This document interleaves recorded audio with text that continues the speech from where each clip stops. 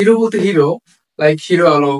না, হিরো বলতে হিরো আলম না, হিরোর বাংলা কি হবে? আসসালামু আলাইকুম এভরিওয়ান, সবাই কেমন আছেন? আশা করি সবাই অনেক বেশি বেশি ভালো আছেন। Everyone is doing very fantastic today and it's a very nice day. এই জন্য আমরা আজকে চমৎকার জিনিস শেখাতে চলে আসছি। 21st ফেব্রুয়ারি আগামীকাল, সো 21শে ফেব্রুয়ারি সম্পর্কিত যত শব্দ আছে, বাংলা শব্দ যেগুলো আমরা শুনি বা ব্যবহার করি, সেগুলোর ইংরেজি কি আজকে জেনে নেব। এবং আমার সাথে এই মুহূর্তে কে আছে একটু জেনে নেই। আপনার নাম কি বলেন? প্রমা দেবনাথ কাকলি। প্রমা দেবনাথ কাকলি, অর্থাৎ কাকলি ফার্নিচারের কাকলি আমাদের কাছে এখন আছে।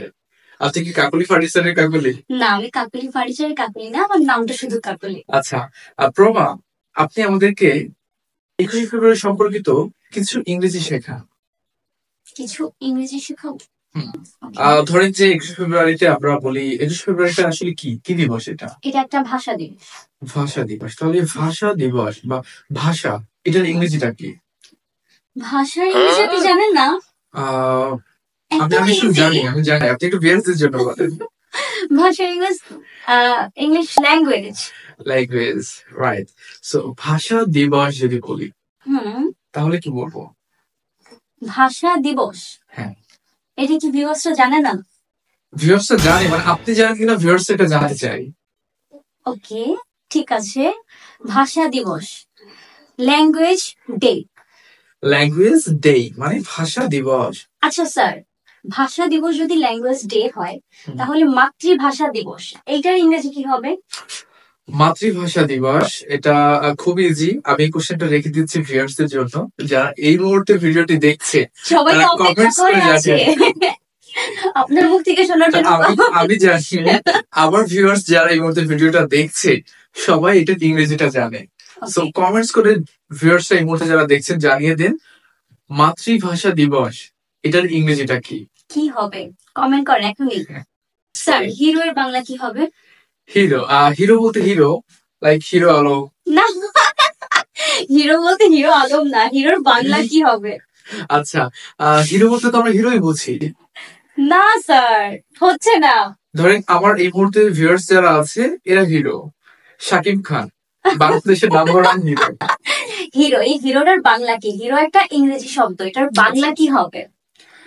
আচ্ছা, আপনি বলে দেন তো হিরোর বাংলাটা কি?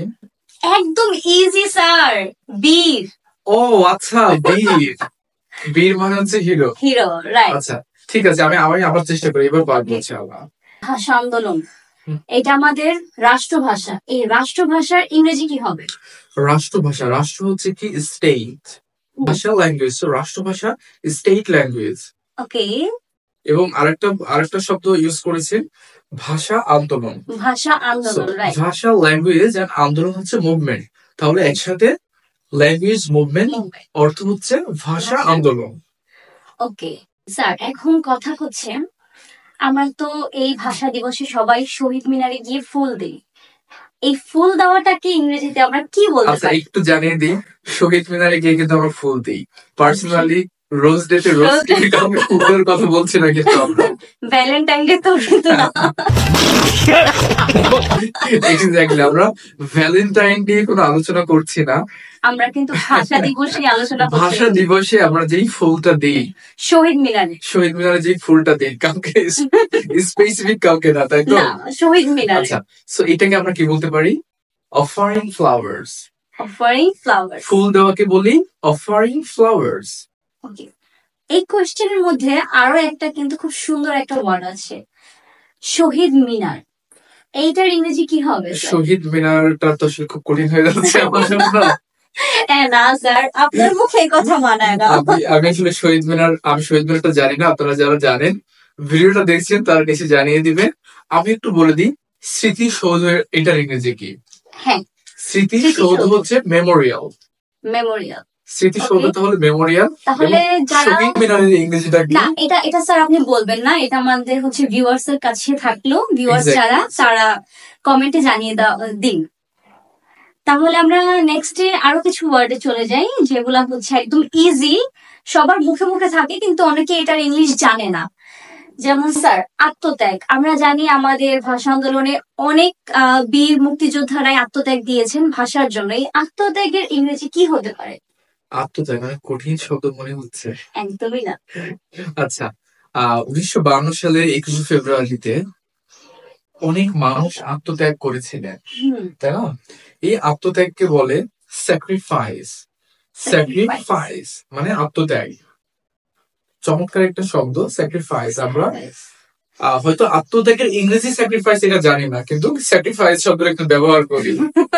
হ্যাঁ, আমি তোমার জন্য এটা স্যাক্রিফাইস করে দিলাম।